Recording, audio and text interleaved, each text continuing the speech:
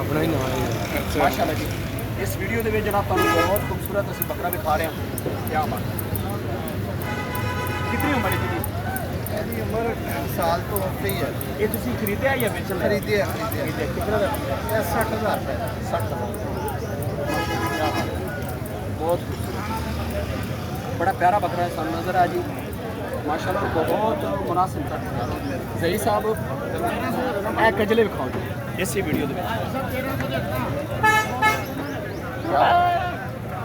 इस मंडी दे विच दोस्तों हर नस्ल का हर शौक का जानवर आता जी कजले छतरे मक्खी चीने और राजनपुरी अमृतसरी सारे जानवर बहुत बड़ी मंडी लगती है जनाब बड़ा लजीज बड़ा रश है यार गर्मी भी बहुत ज़्यादा है ना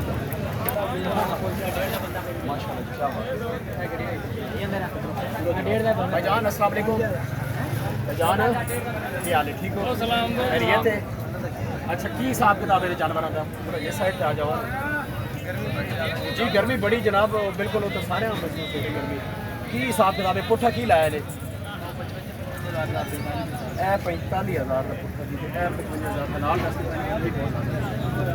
भाई जी बहुत ज़्यादा इस वाले शक हो गया ये देखो ना बकरा है कि अमृतसरी दे विच भाई जी खरीदे ने बेचने ने खरीदे अच्छा कितना का खरीदे ने बकरा 45,000 नहीं साहब सोना